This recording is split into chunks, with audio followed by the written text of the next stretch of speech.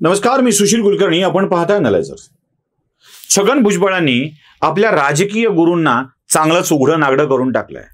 TV9 या वृत्तवाहिनीला मुलाखत देताना छगन भुजबळ जे बोलत होते ते खरंच खूप इंटरेस्टिंग होतं. म्हणजे शरद पवारांच्या आत्तापर्यंतच्या सगळ्या दाव्यांना, आत्तापर्यंतच्या सगळ्या कृतींना उघडं नागडं करणार होतं. भुजबळांनी खरं तर हे मोठं धैर्य दाखवलंय असंच म्हणावं लागेल. भुजबळ आजकाल जे बोलू लागलेत ते खूप छान बोलू लागलेत. म्हणजे भुजबळांच्या गोष्टींचा विरोधक असलेलो मी, भुजबळांना अनेक विषयामध्ये मी बोलून हे केलेलं आहे, पण मला आत्ता भुजबळांनी मांडलेल्या विषयांच्या मध्ये तथ्य वाटू लागलंय, सत्य वाटू लागलंय आणि भुजबळ ते जाहीरपणे मांडू लागलेत याचं मला आश्चर्य वाटतंय.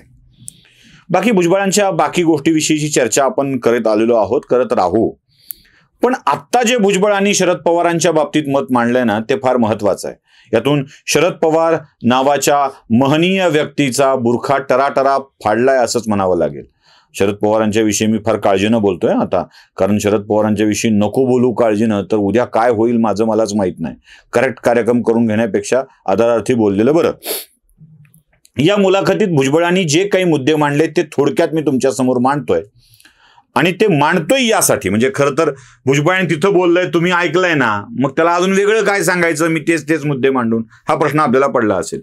मी मांडतोय यासाठी की महाराष्ट्रात ज्या घडामोडी चाललेल्या आहेत त्या घडामोडी कशासाठी आहेत याचा अंदाज आपल्याला येऊन जाईल. म्हणजे महाराष्ट्रात काय चालू आहे, महाराष्ट्रामध्ये आरक्षणासाठी वेगवेगळ्या जाती रस्त्यावर उतरलेल्या आहेत. मराठा आरक्षणाचा विषय चालला आहे, आरक्षण मिळावं म्हणून मराठा समाज रस्त्यावर उतरलेला आहे. त्याच्यामध्ये राजकीय भूमिका आपण बघतो वेगवेगळ्या. पाठोपाठ मराठा समाजाला ओबीसीतून दिलं तर त्याला आमचा विरोध असेल असं म्हणून ओबीसी समाज रस्त्यावर उतरलेला आहे. ओबीसीतून आरक्षण नको असं म्हटलं जातं आहे. त्यासोबत धनगर समाज STच्या आरक्षणासाठी रस्त्यावर उतरलेला आहे. दोन छटाक असलेला ब्राह्मण समाज सुद्धा आता परशुराम आर्थिक विकास महामंडळाच्यासाठी आणि अमृतमधून ब्राह्मणांना काहीतरी मिळावं यासाठी रस्त्यावर उतरलेला आहे. संभाजीनगरमध्ये एक मोर्चा झाला होता. वेगवेगळ्या जाती आपापल्या जाती समूहाला लाभ मिळावा म्हणून रस्त्यावर उतरू लागल्या आहेत. याची कारणं लक्षात येऊ लागतात. शरद पवारांनी राजकीय डाव खेळत असताना जी काही शब्दांची फिरवाफिरवी केलेली आहे, शब्द देऊन धोके दिलेले आहेत, त्यांनी गद्दारी केलेली आहे, त्या सगळ्याची चर्चा देवेंद्र फडणवीसांनी करायला सुरुवात केल्यानंतर या सगळ्यावर पांघरण घातलं जावं आणि फडणवीस आरोपीच्या पिंजऱ्यात उभे राहावेत यासाठी हे सगळं चाललंय असं मला वाटतंय. म्हणजे माझा अंदाज तर हा आहे. शरद पवारांनी आपल्या सगळ्याच मागच्या शब्दांच्या फिरवाफिरवी, कोलांट उड्या याची राजकीय चर्चा होऊन स्वतःच्या राजकीय चारित्र्याविषयी, स्वतःच्या राजकीय विश्वासार्हतेविषयी प्रश्नचिन्ह निर्माण होऊ नये आणि झालंच तर ते अन्य नेत्यांच्या व्हावं यासाठी या सगळ्या घटनांना फार मोठ्या प्रमाणावर प्रसिद्धी दिली जाते असं वाटतंय. म्हणूनच पवारांच्या या सगळ्या गोष्टींना झाकण्यासाठी हे सगळं घडतंय. काय झालं होतं आतापर्यंत, भुजबळांनी सगळंच उघड केलंय. मधला काळ जेलमध्ये असण्याच्या नसण्याचा सगळ्याच गोष्टी त्यांनी उघड केल्यात. 2014 साली जेव्हा काँग्रेस राष्ट्रवादी काँग्रेसचं सरकार सत्तेवर होतं, 14ला तेव्हा नाही, सरकार सत्तेवर होतं, तेव्हा पवारांचं आणि भाजपचं बोलणं ठरलं होतं. खरं तर भाजपलाही उघडं करणं आहे.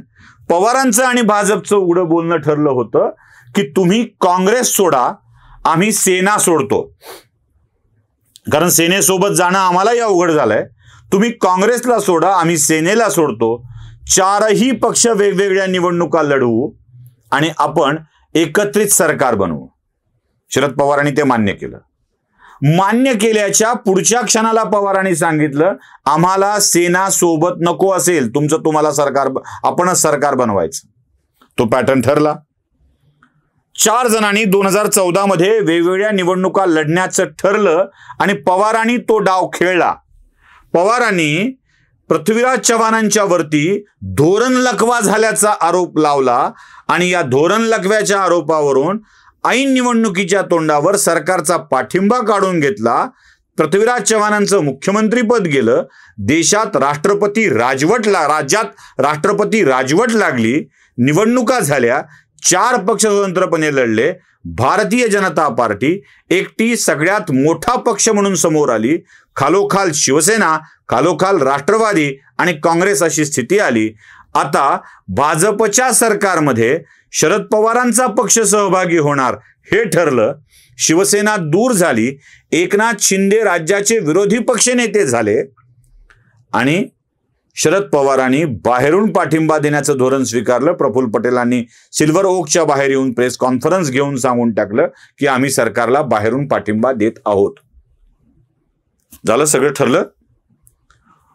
सरकार स्थापन झालं, बाहेरून पाठिंबा दिला, राष्ट्रवादी अनुपस्थित राहिली, विश्वासमताच्या वेळेला सरकार तरलं आणि पुढे 1-2 महिन्यात पवारांनी अचानक भूमिका बदलली हे भुजबळ सांगतायत.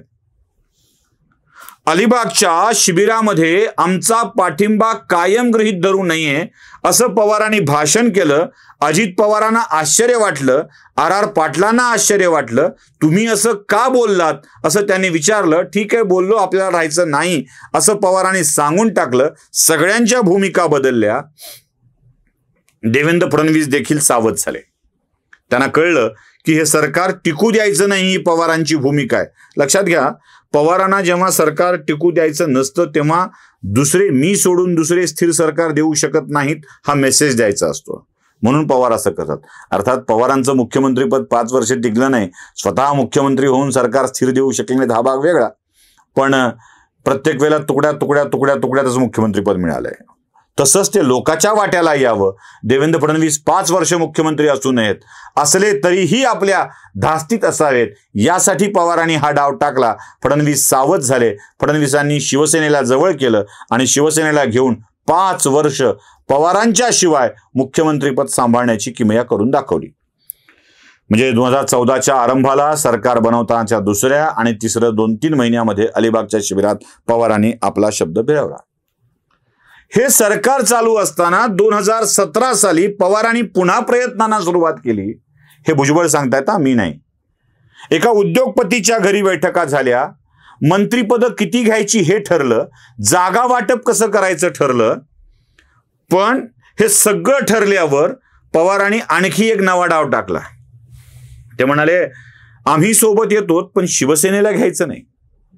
बघा, भाजप शिवसेनेची 25 वर्षाची मैत्री ती तोडली, पुन्हा जोडली आणि पुन्हा पवारांनी डाव टाकला, शिवसेनेला सोबत घ्यायचं नाही तर आम्ही येतो.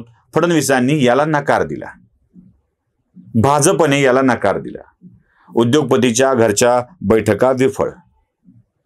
त्याच शिवसेनेला 2019 साली पवारांनी चुचकारलं, महाविकास आघाडी स्थापन करायची ठरली आणि भाजपला थर्ड मारून महाविकास आघाडी स्थापन केली.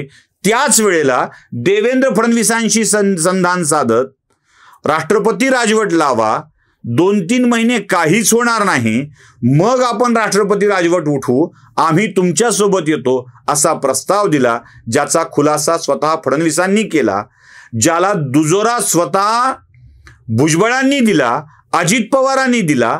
ती कृती केली. पवारांनी पुन्हा पलटी मारली, अजित पवारांना तोंडावर टाकलं. अजित पवार सकाळी उठून फडणवीसांना दिलेला शब्द पार पाडण्यासाठी शपथ घ्यायला गेले आणि पवारांनी मात्र अचानकपणे हे बंड असल्याचं घोषित केलं. किती वेळेला फसवलंय, इकडे शिवसेनेलाही आणि तिकडे त्यालाही.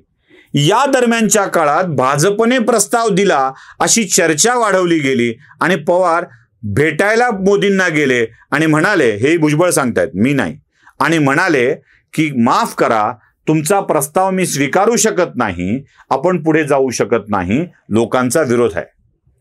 माफ करा, स्वीकारू शकत नाही किंवा नाही मला जमत तुमच्या सोबत यायला असं म्हणायला गेले तेव्हा चर्चा घडली होती, हे विसरून कसे चालेल. म्हणजे भाजपसोबतही चर्चा, शिवसेनेलाही धोका, भाजपलाही धोका, अशीच भूमिका पवारांनी ठेवल्याचं भुजबळांनी स्पष्ट केलं. शिंदे आल्यानंतर सुद्धा पुन्हा संपर्क केला. जे शिवसेना नको म्हणत होते की आम्ही यायला तयार आहोत, आम्हालाही नको हे महाविकास आघाडीचं लचाण, आम्ही यायला तयार आहोत, आम्हाला घ्या, असा प्रस्ताव दिला गेला होता. आणि जे आम्ही वारंवार सांगत होतो की पवार हे करतायत. अनेक व्हिडिओ आहेत माझे या विषयावरचे, अनेक व्हिडिओ आहेत. अदानीच्या घरी भेटल्याच्या विषयात आपण बोललो होतो, मोदींना भेटल्याच्या विषयात आपण बोललो होतो, खूप वेळेला आपण बोललो. पवारांनी हे पुन्हा पुन्हा केलेलं आहे. शिंदे आल्यावर देखील संपर्क केलाय. 54 आमदारांनी सह्या केल्याचं भुजबळ सांगतात. शरद पवार, प्रफुल्ल पटेल, अजित पवार आणि जयंत पाटील यांच्या उपस्थितीमध्ये 54 आमदारांच्या सह्या झाल्या हे ठरलं. तिथेही पवारांनी पुन्हा पलटी मारली. अजित पवार वारंवार संपर्क करून गोत्यामध्ये येत होते. पुढे काय झालं? पुढे पवारांनी एक नवा डाव टाकला. ते म्हणाले, मी राजीनामा देतो, सुप्रिया सुळेंना अध्यक्ष करा, सुप्रिया सुळेंच्या अध्यक्षतेमध्ये भाजप सोबत जाऊ, केंद्रात सुप्रिया सुळे मंत्री बनतील, राज्यात तुम्ही तुमचं सरकार चालवा. राजीनाम्याच्या विषयाची घोषणा पवारांनी अचानक करून टाकली. बरं, ही गोष्ट सुप्रिया सुळे, अजित पवार, प्रफुल्ल पटेल, जयंत पाटील या लोकांना ठाऊक होती. पवारांनी राजीनाम्याची घोषणा केली, भाजप सोबत जायचं हे ठरलं आणि अचानक पवारांनी पलटी मारत आपला राजीनामा वापस घेतला, 2 कार्यकारी अध्यक्ष केले आणि मग वापस जाण्याचा निर्णय, भाजप सोबत जाण्याचा निर्णय पुन्हा एकदा स्थगित केला. राजीनामा नाट्यानंतर सुद्धा पुन्हा एकदा ठरलं की आपण भाजपच्या सोबत जायचंय. त्यावेळी पवारांनी तो निर्णय घेतला होता. जयंत पाटील दिल्लीला चर्चेसाठी निघालेले होते. प्रफुल्ल पटेल, जयंत पाटील, अजित पवार हे सगळे निघालेले होते. सिल्वर ओकवर जयंत पाटलांनी जाऊन साहेब चर्चेला जातोय असं सांगितलं.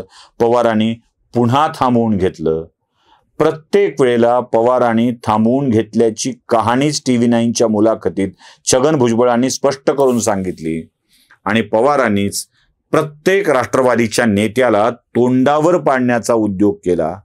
म्हणूनच अजित पवारांनी अखेरीस कंटाळून जाऊन आपल्या सगळ्या आमदारांच्या सोबत भाजपच्या सरकारमध्ये सहभागी होण्याचा निर्णय घेतला.